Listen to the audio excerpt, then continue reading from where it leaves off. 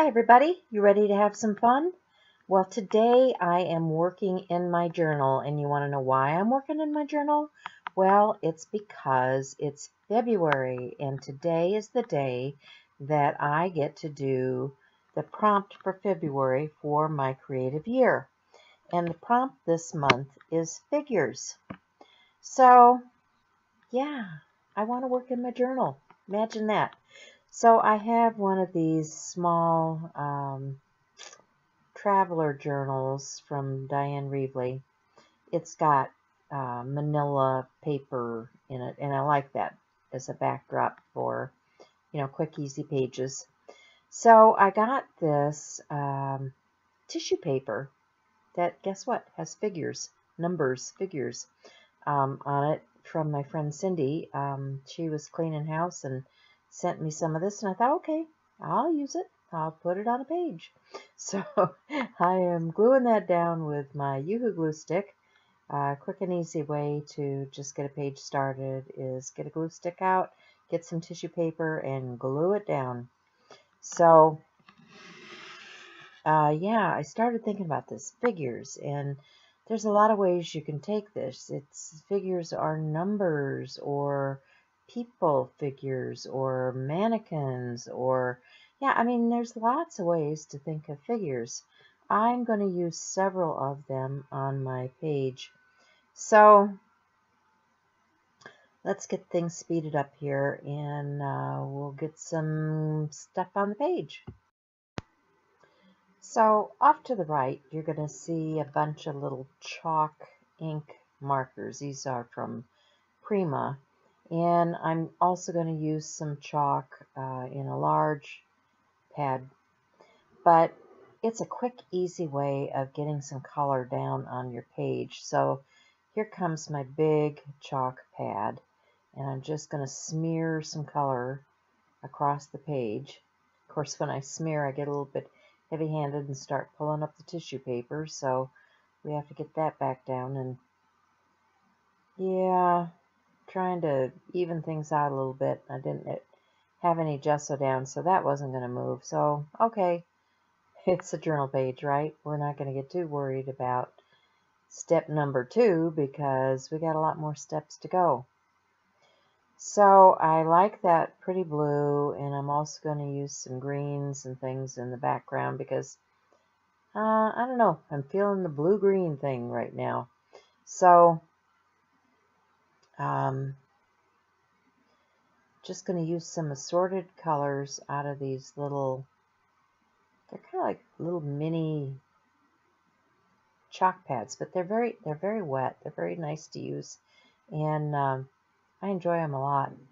I got them in a discount package, so I thought, well, give them a try. So now I'm going to pull out a stencil. This is a Tim Holtz stencil, and yeah, there are figures on there. There are numbers. So numbers are figures, figures are numbers. I am going to put some numbers on my page.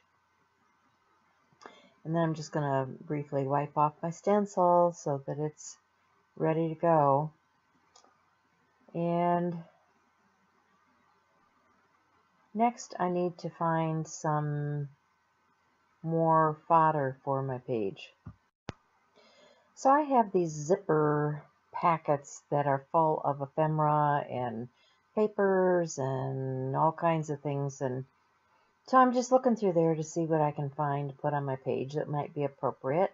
I like this astronaut, but he's pretty big, and I like some of these other images, but I'm thinking figure. Oh, okay, I probably need to find a person, a figural image. So I found this magazine page that has a figure, and I thought, well, I don't really want to cut him out and use him on my page. But what I can do is just generally use him as a shape to cut out a mask. And a mask is just something that you put down on your page to preserve an area underneath. So I cut a couple of those, and I'm going to trim one of them out to alter it just a little bit. I don't want them identical. And I'm going to just, randomly cut another individual here and have a third, because I like to do things in threes on my journal pages. It just gives it the kind of balance that I'm looking for. And then I'm going to go and hunt of my black gesso. So what I'm going to do is mask the area of the page that's covered with the paper doll cutouts, and just take my brush and go around the edge, and then I also want to define the line of that other person, and then we'll go around number 3 and paint the rest of the page out black, and then we'll be ready to move on. But we have 3 figures on our figure page just by making some masks and painting around. So I do need to clean up a little bit. I'm just going to mop up the gesso that spilled over on my craft sheet, and then I'll have to dry, and then I'll be ready to go on. So by creating that black negative space around my figures, I have created an area where I can do a title to my page, write a note, add something. So I'm going to find my markers, and I'm going to grab a Posca pen first. And all I have here are my fine point Poscas. And of course, paint's still a little bit wet and it doesn't really want to write real well, but I'm going to persevere. I'm going to try to do a little bit of scribble writing around this image. And it's not working real. Eventually I go get a bigger nib for my pen. I have Posca in a couple of different sizes, and I need to use it because I want to make this big bold letters, and in order to do that I need a big bold pen. So there I do. I throw it aside and go find my bigger pen, and you can see it makes nice big bold marks in the right shape and size. And my quote says, "Make it count, count figures," right? Make it count because you are worth it. And that's it for me this month. I hope you enjoyed this. I hope you go and watch the other instruction that's coming out of my creative year, and join the Facebook group.